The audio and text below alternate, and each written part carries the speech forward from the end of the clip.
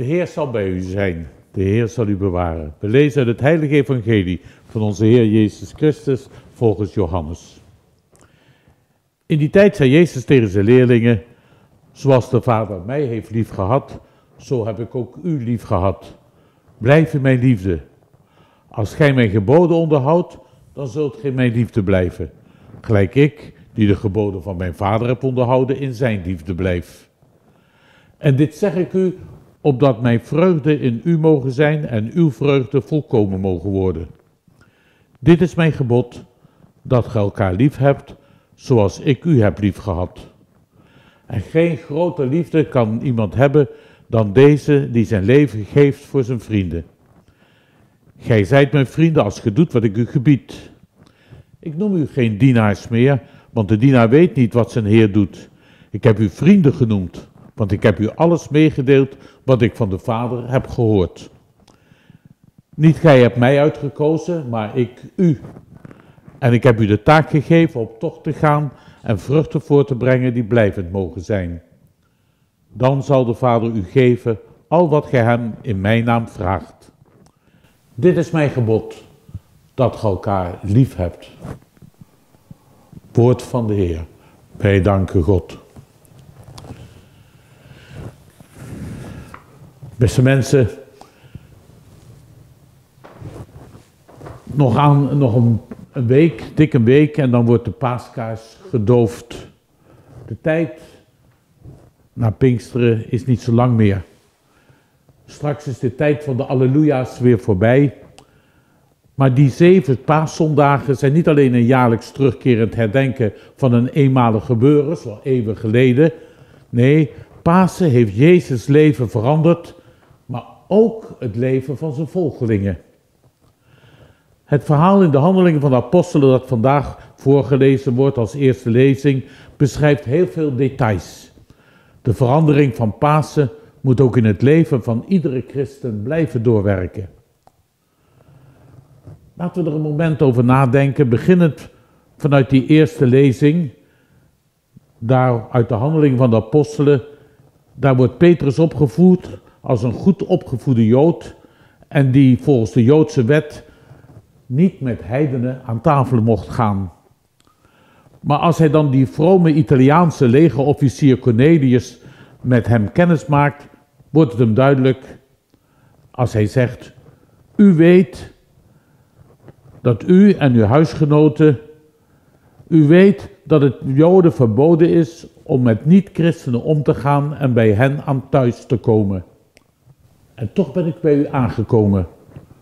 Want God heeft mij doen inzien dat geen mens ter wereld als onrein of niet zuiver mag beschouwd worden. God maakt geen onderscheid tussen mensen.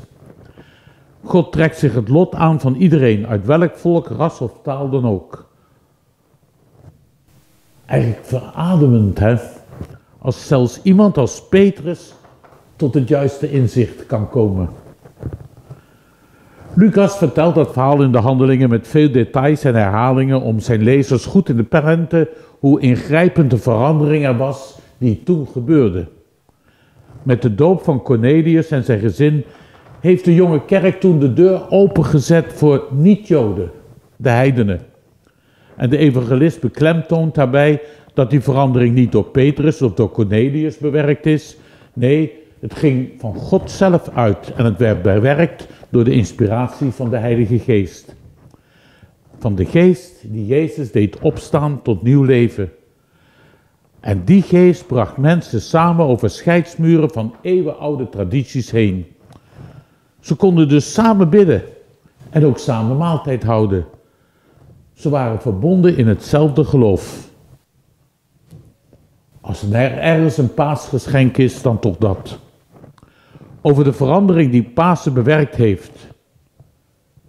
Ik denk niet dat voor velen toen de wereld op zijn kop ging. Maar voor gelovige mensen is de situatie ineens totaal anders. Want kerkmensen moeten op hun hoede zijn voor het gevaar van apartheid. Zich opsluiten in eigen kring en voor anderen de deur afsluiten. Waar ze dat laten gebeuren, heeft de opstanding van Jezus de gemeente niet helemaal en in de ergste gevallen helemaal niet doorgewerkt. Ze maken het niet genoeg waar dat God geen onderscheid maakt tussen mensen, maar zich het lot van iedereen aantrekt. Jaren geleden in mijn jeugd zongen de Beatles All You Need Is Love.